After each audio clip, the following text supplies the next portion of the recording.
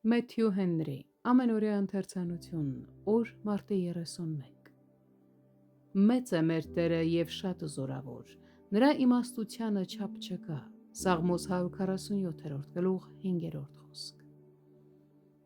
Աստծո խոսքի հաստատությունը երկնքում հակադրվում է երկրի փոփոխություններին և հեղաշրջումներին։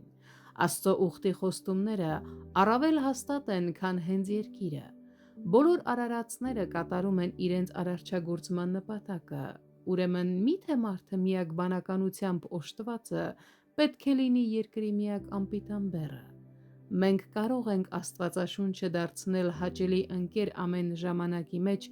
սակայն խոսքը առանց Աստծո շնորհքի չի կենդանացնի մեզ։ Վատ հիշողության լավագույն օգնությունը լավ զգացմունքներն են։ Նույնիսկ եթե բառերը մոռացվում են, բայց իմաստը մնում է, դա բավական է։ Ես քոնն եմ, Տեր, ոչ թե իմը և ոչ էլ աշխարհինը։ Փրկիր ինձ մեղքից, փրկիր ինձ կործանումից։ Տերը խաղաղության մեջ է պահում նրան, ում միտքը կենտրոնացած է նրա վրա։ Այն, ինչի վերջը մարդը տեսնում է, աղքատ կատարելություն է։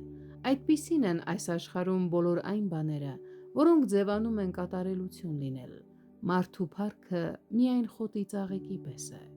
Սաղմոսերկուն ճանաչեց Աստծո խոսքի ամբողջությունը և նրա բավարարությունը։ Տիրոջ խոսքը վերաբերում է բոլոր իրավիճակներին և բոլոր ժամանակներին։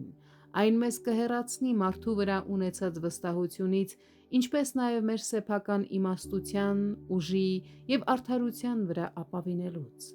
Այսպես մենք կփնտրենք մխիթարություն և երջանկություն միայն Քրիստոսի մեջ։ Աստծո խոսքի հանդեպ մեր սիրո լավագույն ապացույցը այն երբեք չմոռանալն է։ Մենք պետք է որոշում կայացնենք, որ երբեք, ոչ մի ժամանակ և իրավիճակներում չենք թողնի մեր հավատքը և ոչ մի առիթով այն չենք դնի մի կողմ, այլ կմնանք հաստատուն և հարատև նրա մեջ։